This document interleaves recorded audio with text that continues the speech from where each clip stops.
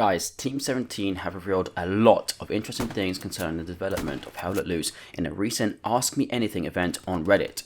I've done my best to collate the most important bits of that info shared by Team17, and I've tried to organize those together in timestamps for this video, so feel free to jump ahead to the parts you are most interested in. But before we dive into it, we need to quickly recap how we got here.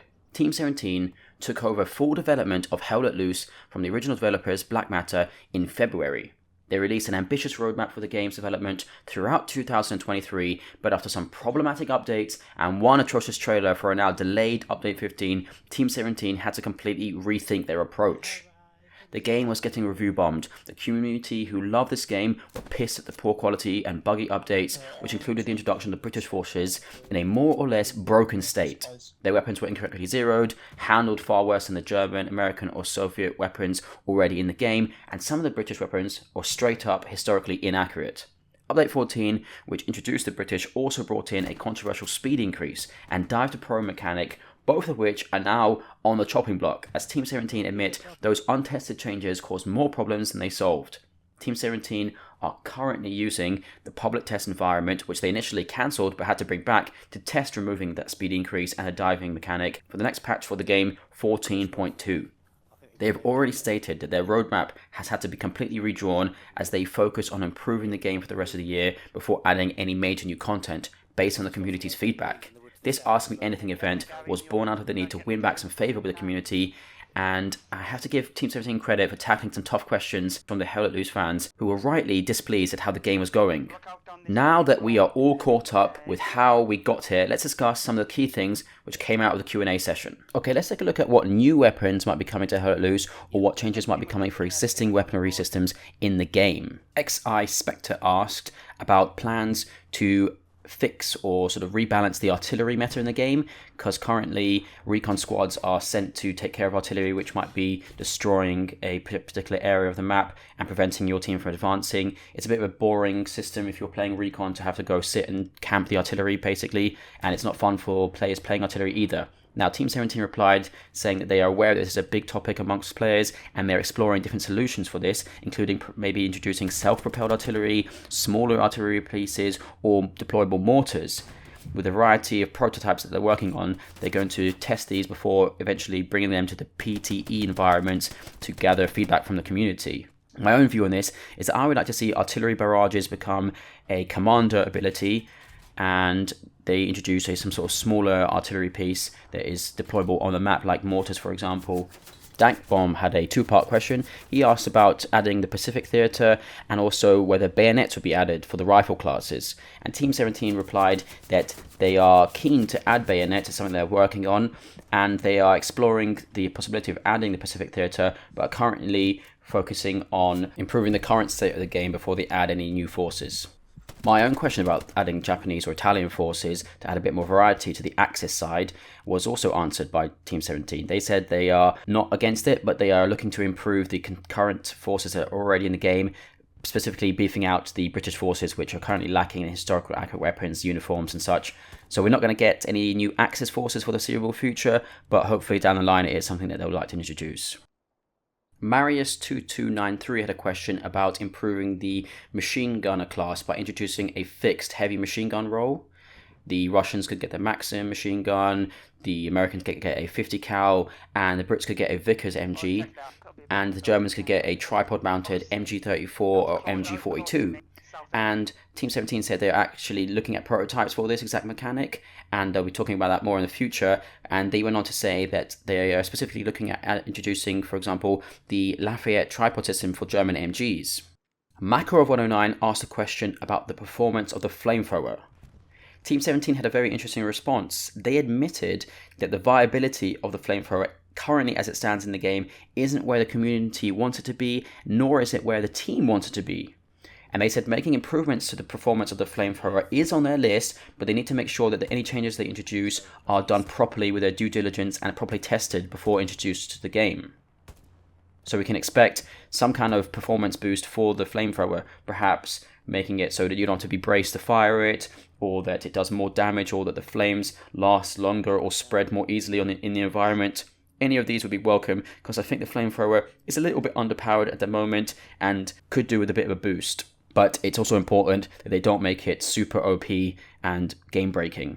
The flamethrower should be a situational weapon that has great uses in certain contexts, but not be an all-round sort of super weapon that can just destroy everything in its path. Now let's move on to what new features could be coming to the game. What the Fudge T65 asked, is it possible to have means to cross the water on maps that have a singular bridge, such as inflatable boats that could only hold a squad or so? And Team17 said this is something they're looking into, specifically about the inclusion of boats and watercraft. I'm not sure how I feel about that. That would only sort of make sense in maps where that actually happened. I don't want to have inflatable boats on every map that has a little bit of water on it to help players get across. Ronsback17 had a question about free look and when that might be available in the game. And Team17 said they are working on a prototype for this, which should be available in the future. I personally would like to see free look added to the game. I think it's been a long time coming, and it's been a request from the community for some time now. Another Reddit user asked about modding tools and whether that was something under consideration from Team17 to help the community produce their own content, their own maps, their own mods for the game. And Team17 said, while they are aware that this is a healthy appetite for modding tools within the community to have the ability to create maps and other content, it's not something that's currently on the game's roadmap. As it exists now, they say that Hell Let Loose is limited by its initial setup, and they want to focus on improving the core aspects of the game, and that modding tools are currently off the table. I do think it's a shame that Team17 aren't currently exploring adding modding tools to the game. There's a huge amount of passionate communities that love Hell Let Loose and would be, I'm sure, willing to produce great maps, great sort of cosmetic mods, great, new weapons, new vehicle mods for the game, so it's a bit of a shame to see them not exploring this option. Vittorio Jedi had a question about select fire and whether that could be introduced to the game. Team17 said that this was one of the most asked questions they've had, and while it's not currently being looked at, it is a functionality which they think is a good idea and would definitely help make the game more historically accurate. Personally, I would really love them to introduce this. I think select fire for certain weapons that had it in real life would be a great addition to the game, and it's kind of a no-brainer in terms of just making the game better. Hamza 101-420 had a question about whether destructible environments could be introduced. And Team17 said, we are indeed looking at including environmental destruction for the game. However, there are quite a few factors to consider, including the level of destruction caused by not only the weapons in the game currently, but also future vehicles and weapons we want to introduce. But there is also the technical performance that they have to consider. These are all things that they have to evaluate and explore before introducing something like this. I think it would be a cool addition, but I don't know whether the performance of the game could handle it. There are already optimization and performance issues currently, so adding destructive environment might just push things over the edge and make the game unplayable for some people. Jay Hutch had a question about locking certain roles like commander or officer to players of a certain level, because newbies might join the game having just bought it and not understand how the game works and not understand the importance of teamwork and communication, and ruin the experience for the other 49 players on their team. Team17 said this is something they've actually looked at and have designed a plan for this, and they're going to go into more detail about it in a future developer brief. Okay, next up we're going to talk about how existing roles might be adapted in Hell Let Loose. Emperor Schmo had a question about medics and how they might be made to be more viable on the battlefield, as currently it doesn't make much sense to wait for a medic to revive you, as you can quickly respawn at a nearby outpost or garrison and get back in the fight much quicker that way. Team17 said, this is something we are looking at in the background, and yes, we have even developed designs for medics to be able to drag wounded players. And they're re-evaluating the incentives such as the XP bonus that you get for allowing a medic to revive you. I think anything which makes the medics more viable would be an interesting addition to the game. Currently, they're a bit underutilized because, like I said, it makes more sense to respawn at a nearby outpost or garrison with your full health, full ammo, than waiting for a medic to pick you up. Emergency Grand 1901 had a question about improving the offensive and defensive options for the engineer class in terms of what they can build, like sandbags or structures for AT guns or heavy machine gun nests, and camouflage for those defenses or even vehicles that are in position. He also mentioned the opportunity to get bangalores or deploy proper minefields. And Team17 said these are interesting ideas, and they're already looking at more weapon systems that the engineer can construct. So engineers might be getting a bit more of a boost in terms of their offensive and defensive capabilities in the future. Speaking of engineers, Flisto had a question about nodes and the current resource generating meta. He suggested going back to the days when nodes built closer to the front line would generate more resources, a kind of risk-reward system where you could build nodes nearer to the enemy, which would put them at risk of being discovered and destroyed, but they would generate more resources the closer they were to the enemy side of the map. I do think nodes need a rework, but I'm not sure which system should be brought in. Team17 said that the node system is something they need to consider. However, they do like the idea of nodes generating different levels of resources based on where they're located. Okay, next let's talk about what is happening with the British forces. I think Team17 know that they fumbled the bag when they introduced the British with Update 14, so they've already admitted that they're going to have to do a thorough rework of them. In a response to a question about what the rework will look like, they said, "We know they need to have more accurate uniforms for vehicles and weapons, so much so that sadly we can't give a solid timeline for this amount of work just yet. We're committed to making it happen, however, we'll share our progress through the regular developer briefings and they will test any major changes to the weapons in PTE environments." Buffy Daddy asked what the thought process was for choosing the weapons for the British faction, and he questioned why, for example, the Lanchester SMG was opted instead of the 1928 patent Thompson with the drum mag. And Team17 came back and said, honestly, it was a question of time. The team were working with files they inherited from Black Matter, and they had a release date to hit. It's no excuse, they said. We own the mistake as a publisher, and we are striving to make sure the Brits have a better, far more accurate arsenal that is fun to use in the future. Going to specifics now, Hard to Fin 1 had a question about the Bren gun and why it doesn't have a bipod. And Team17 said, "We are looking at potential solutions for the Bren light machine gun to include a bipod. However, there are a lot of things we must first take into consideration. One of the options could be to give the Bren a functioning bipod and move it to the machine gunner role. We are conscious that giving the Bren a bipod as it exists now could have a large impact on the existing meta and game experience. A 6-person squad could end up having 2 LMG type weapons, which could be too MG heavy. We need to continue prototyping this and look for your feedback through future PTEs. Personally, I just think they should stick to historical accuracy and give weapons that had bipods, and give weapons that had select fire, because that's more authentic. And if there are any balancing issues which has to be worked out, that can be done later down the line. But just give the weapons that had certain functionalities, those so they can be played properly." That leads me on to another question from CML6100. And he asked whether the Piat could be made more realistic because it currently doesn't reflect the real-life version, which was a spigot mortar, which shouldn't have a backblast like a bazooka. And Team17 said they agree with the comment and that this is something they're very much looking to implement. They want to have a more realistic Piat in the game. Speaking of realism and authenticity, Meister LTU asked a question about whether we get proper accurate uniforms for the correct maps, such as the Africa Corps uniforms and the desert uniforms for the British. And Team17 said yes to both questions. "We want to offer specific uniforms for maps, including more accurate British and German uniforms for the North Africa maps. They also want to make sure that the weapons, vehicles and armors are specific to certain maps, and they're already working on a set of British armor for North Africa, which we'll be able to share more about in a future dev brief." So that hopefully means we're getting Crusaders and other tanks of that period, which were used exclusively, or not exclusively, but almost entirely in the desert and not in other theatres of the war. I don't want to see the Sherman Firefly, for example, in a desert battle, because those weren't introduced until the late war. That leads me nicely on to a question from a fellow YouTuber. Gebatron Gaming asked whether the team is happy with the way the armor works currently in the game. And he asked whether we will see more realistic real-life values, for example, for projectiles and armor penetration, or different modules or components, and ability to open hatches and things like that. Team17 said there are many changes they would like to make to armor in Hell Let Loose in order to better simulate the performance and attributes of armor in World War II.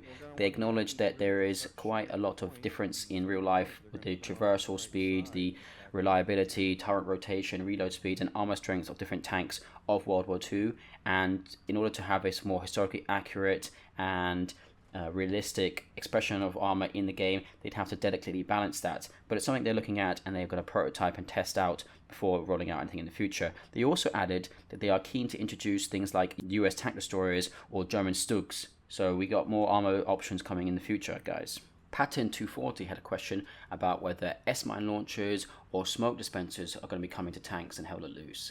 And Team17 replied that they are aware of several accounts of armor crews in World War II using smoke launchers or revving their engine to cause the exhaust to stir up smoke, and this is something that they are looking at introducing in the game. Another area of reworking tanks was raised by Jobs_JB, who asked whether tank crews will have the ability to turn out or open hatches and to get a wider field of vision while driving to spot enemies or to spot enemy infantry that might be trying to take out the tank, with the added risk of them being more exposed in that position. And Team17 have acknowledged that this is a highly requested feature from the community, and they are prototyping it, and hopefully we're able to talk more about their possibility of having hatches opened or closed in the future. Okay, let's talk about new forces which are planned coming for Hell Let Loose. Duckingham asked whether the new factions such as the Finns or Poles might be playable not just in the smaller game modes which they originally built for, but also in the 100-player 50v50 battles. And excitingly, Team17 have said, yes, we have done extensive research and development work on the Finnish-Soviet Winter War, and we are keen to release a large warfare and offensive game mode map with combined arms 50v50 for that theatre between the Finns and the Soviets, which is a great news. They're also looking at other historical battles and campaigns of World War II, including the German invasion of Poland, which hopefully might be able to feature a large 50v50 battle. Personally, I would really love to see that. I think that a lot of fans would like to see us get stuck into where World War II really started. Rude Butterfly asked whether there are plans to add the Canadian Army to the game, either as its own faction or simply as a cosmetic uniform for, say, the British. And Team17 said, yes, we are planning on adding the Canadians as part of including more nations into the Allies in the future. I'm not sure whether they mean this as a separate faction or as a cosmetic, like Rude Butterfly suggested, but again, more variety in all the forces is more than welcome for me. Now, one of the most upvoted questions from the Ask Me Anything event was this from D Replacement 865, who asked, what was the thought process behind the very infamous German OP trailer? This was the now deleted trailer for Update 15. Now, Team17 came back and said this. The story behind the trailer going live isn't as exciting as some would have you believe. This trailer was outsourced to a new partner agency with too short deadline. And to be honest, the checks that should have been carried out on the quality of the assets and historical accuracy did not happen. This mistake has been learned from and acted upon, with our internal trailer team, which had worked on the majority of our previous trailers, being brought back onto the project. That trailer is not a representation of Hell Let Loose or the dedication and care the team applies to everything they do in regard to the title, and we will never put an asset out of that quality ever again. I'm glad to hear that they've learned from their mistake, because that trailer was a shower of shite which should have never seen the light of day, and sent a major alarm bells throughout the community, including myself, worried about the state of the game if they were willing to publish something so crap. But, you know, they've admitted that it was a pile of shit, and they said they're never going to do that again, so let's take them at their word on that one. I really don't understand why they bothered to outsource their trailer in this aspect, because their old trailers for Hell Let Loose were fantastic. Let's turn now to some of the optimization and performance issues which were raised in the Ask Me Anything. One question asked, when will the LOD be fixed for distant objects, and when can we expect real performance fixes? Team17 said, our tech art team are working on fixing the worst offenders. However, the core issue is down to how LODs are implemented in the game, which makes it very hard to fully fix. We are, however, very much looking into options how we can make improvements in this area. LODs have affected Hell Let Loose for some time. This basically means that when you're looking at objects far away, they look blocky or cartoonish because they don't render properly or fully, even at what you would assume be appropriate distances. If they can get this fixed, it just make the game look better and make it more immersive, which would be a great thing. Another question from another Reddit user was whether there will be a real optimization update that can allow the game to run a little bit better. And Team17 said, we will be bringing in optimizations in every update that we release. There are multiple areas that require attention on both the server and client side. Right now, we're working on optimizing the art assets on the worst performing maps. In addition, we are looking to reduce the increased stuttering that has started to happen in the game since the most recent updates. However, this is just the start, and we are committed to continue to look at ways to improve the game and make it run better. All good news, more improvements, more optimization, more FPS boosts will help this game tremendously. Okay, next up, let's look at the issues affecting console players of Hell Let Loose. One of the questions that kept cropping up was the request for a server browser. as Team17 have previously said, this is something they really want to introduce for console players, but there are certain limitations with the game at the moment. They are, however, looking at ways that they can allow players to choose what maps and game modes they are playing, but the question they need to answer with this in mind is how many other players are looking for that similar filter as yourself, and how they can best match up with other players. Another issue that was raised by the console community was their ability or lack thereof to host and organize competitive clan matches, and where they need a proper vote to kick system or a proper way of having private servers or ways to regulate what game modes are being played and such. And Team17 replied saying that they are a huge fan of the People's League and that all the work that's gone into organising gameplay on console. They say it's amazing to see what the community has been able to achieve, especially with how difficult it is to organise, as I said, games on console. And they're glad to hear that the new rotation and game modes have helped, and that the team are aware that vote to kick is being used now to clear games and make space for players, and they are working with an alternative way to make room for friends to play. Team17 said at the moment their hands are tied when it comes to implementing private servers on console for the reasons they outlined in their last dev brief, but essentially Hell Let Loose as it currently exists on console just does not have the necessary foundations to support server browsing. When the original conversion of Hell Let Loose to console was done, it was set up with the intention of supporting cross-game between console platforms only. As a result of this decision, an entirely separate set of infrastructure was created to support online play in a way that would meet console platform holder requirements. They said they are looking into other methods of preference selection, but have a lot to evaluate first. Guys, what did you think of Team17's Ask Me Anything on the Hell Let Loose Reddit and the answers they gave? Are you happy? Are you a bit more confident in their approach to the game now? Let me know in the comments below. And as always, stay tuned for more Hell Let Loose news.